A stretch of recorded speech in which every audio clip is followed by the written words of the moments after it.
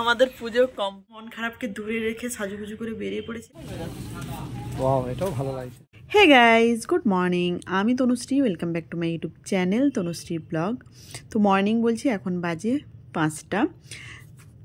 আজকের দিনটা ছিল সরস্বতী পুজো, যার জন্য ভোর ভোর উঠে স্নান সারা হয়ে গেছে। তার আগে বাড়ির যা কাজকর্ম থাকে সেগুলোও কিন্তু সারা হয়ে গেছে আমার। মানে আমি উঠেছিলাম ওই 3:30 4টের দিকে। তো উঠে কাজকর্ম সেরে স্নান করে আসছি, স্নান করতে ঢুকেছি, আমাদের পুরোহিত মশাই চলে এসছে। এই যে দেখতে পাচ্ছ 5টা 4 বাজে এখন। তো যাই হোক, পুরোহিত মশাই চলে এসছে, তার জন্য এত তাড়াহুড়ো করছিলাম। তো ভাবছিলাম ভালো করে ভিডিও করব, কিন্তু ওই যে বললাম না, মানে এত তাড়াহুড়োর মধ্যে থাকে তোমাদের বৌদি, মানে চিন্তা করার বাইরে। তো যাই হোক, পুজোর এখনও সব কিছু যে রেডি তা নয়, তবে হ্যাঁ শুধু ফল কাটা বাকি রয়েছে। বাকি সব কিছু মোটামুটি আগের দিন থেকেই রেডি করে রেখেছিলাম, কারণ জানি যেহেতু ভোরবেলা আসবে, তো সেই অনুযায়ী কাজকর্মগুলো সেরে রেখেছিলাম। এই যে দেখো, ফল কাটাটা বাকি ছিল, এই ফল কাটা করতে বসে গেলাম। আর আমি দেখো বসেছি ঠিক অন্ধকারের দিকে, আর এমনিতে বাইরে কিন্তু ভীষণ অন্ধকার আর কুয়াশাও হচ্ছিল। আর ওয়েদার কিন্তু একদমই ঠান্ডা ছিল না, যেমনটা হয় সরস্বতী পুজোর দিন খুব ঠান্ডা লাগে, সেটা একদমই ছিল না। আমি কিন্তু একদম মানে ট্যাঙ্কির ওই জলে, জমানো জলেই স্নান করেছি, মানে বেশ ঠান্ডা জলেই স্নান করেছি, আমার কোনো অসুবিধে হয়নি।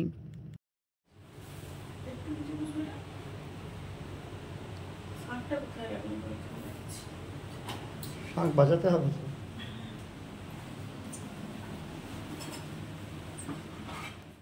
মেয়ে যেই বছর থেকে স্কুলে ভর্তি হয়েছে সেই বছর থেকেই সরস্বতী পুজো করা হয় বাড়িতে ছোট্ট করে। তো এবারেও সেই ছোট্ট করে পুজো করলাম, মানে কোনো জাঁকজমক নয়।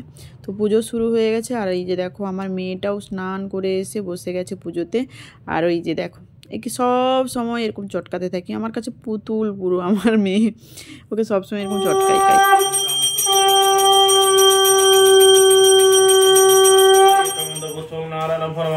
ओम पूर्वैशं तत्सवितुर्वरेण्यं भर्गो देवस्य धीमहि धियो यो न प्रचोदयात् एतन्मन्दं उत्तरं श्रीमोदिवतं सरस्वती वरमा या गच्छं या तिष्ठं सरस्वती स्वाहा। ओम प्रजापति ऋषि गायत्री छन्दो कर्म देवता आसन उपविष्ट विनायक। ओम सरस्वती स्वाहा। ओम प्रजापति ऋषि गायत्री छन्दो कर्म देवता आसन उपविष्ट विनायक। ओम सरस्वती स्वाहा। বাইরের অবস্থা দেখো, পুরো ধোঁয়া হয়ে আছে। ঠিক আছে, এখনো সূর্য তো বেরোয়নি, কিন্তু ওয়েদারটা দেখো অন্ধকার লাগছে। তো আমাদের পুজো কমপ্লিট। অনেক দিন পরে এরকম ভোর দেখলাম, মানে কি বলবো, 4টে থেকে তো কোনো দিন উঠি না। হ্যাঁ, উঠতে উঠতে 5:30 বেজে যায়, তখন এরকম অন্ধকার অন্ধকার লাগে, কিন্তু ছাদে এসে আর সেরকম দেখা হয় না। আজকে দেখলাম। ওকে, আমাদের বাড়ির কী বলবো, ওই অপোজিটের বাড়িটা এত সুন্দর সূর্যমুখী ফুল হয়েছে, আমি প্রতিদিন দেখি। দেখতে পাবে না, আমার দেখাচ্ছি। এই দেখো কি সুন্দর সূর্যমুখী ফুলগুলো। কিন্তু কি বলতো, ওয়েদারটা যেহেতু একদম কুয়াশা ভর্তি, তার জন্য খুব একটা ভালো দেখা যাচ্ছে না, কিন্তু এত সুন্দর লাগে দিনের বেলা। রেডি হয়ে গেছি, আবার মেয়েকে স্কুলে পাঠিয়ে দিয়েছি। আমি ওর স্কুলে যাব বলে রেডি হলাম। তো স্কুলের ওর বন্ধুর মারা ওয়েট করছে, আমি যাইনি।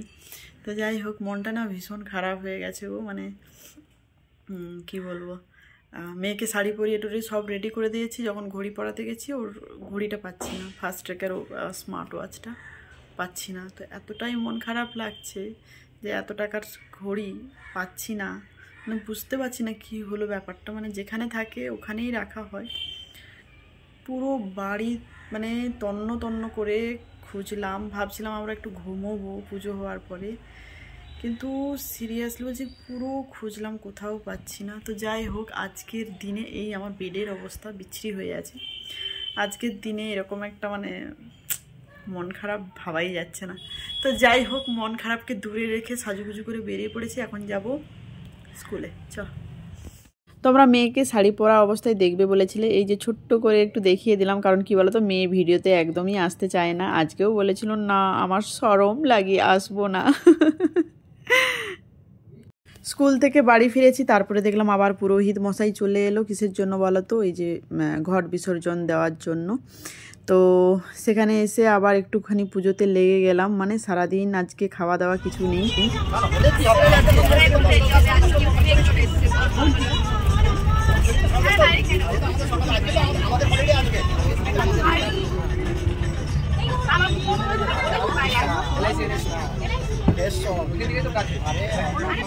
বাসে গান শুনতে শুনতে চলে এলাম আমরা মেদিনীপুর। কেন বলে তো, ননদের ছেলের বিয়ে খুব সামনেই, তাই জন্য একটু শাড়ি কেনাকাটা করতে চলে এলাম মেদিনীপুরে।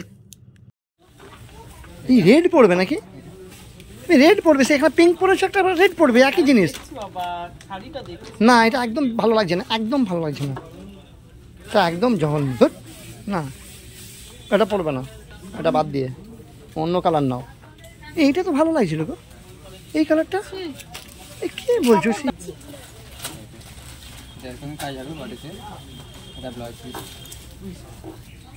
তুমি তোমার কার্ড নিয়ে এসছো না, মানে টুকটাক গুলো। তুমি আবার বলছো আমি নেটিং নেবো না। হালকা কাজের উপরে দেখুন, হালকা কাজ কিন্তু দেখতে সুন্দর লাগবে এরকম।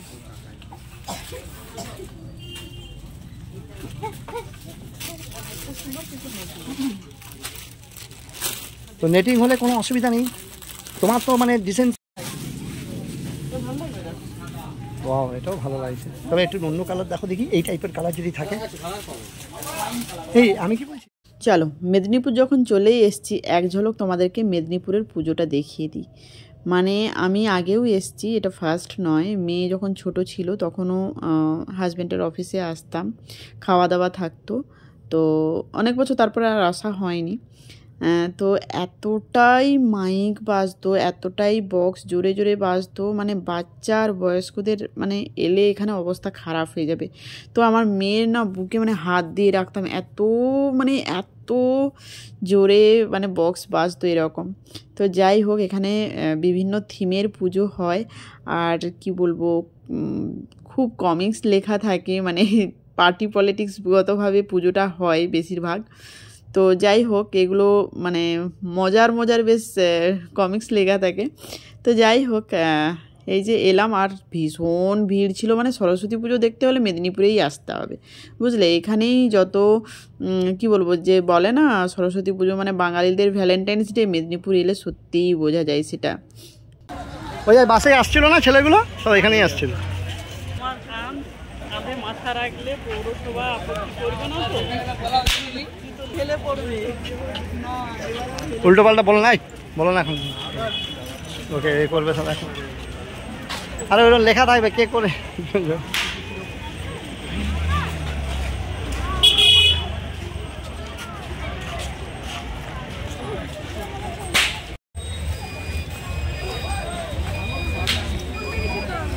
এখানে পুজোটা দেখ মামাম, এপাশে দেখ, মাকে দেখ, কত বড় স্ট্যাচু দেখ।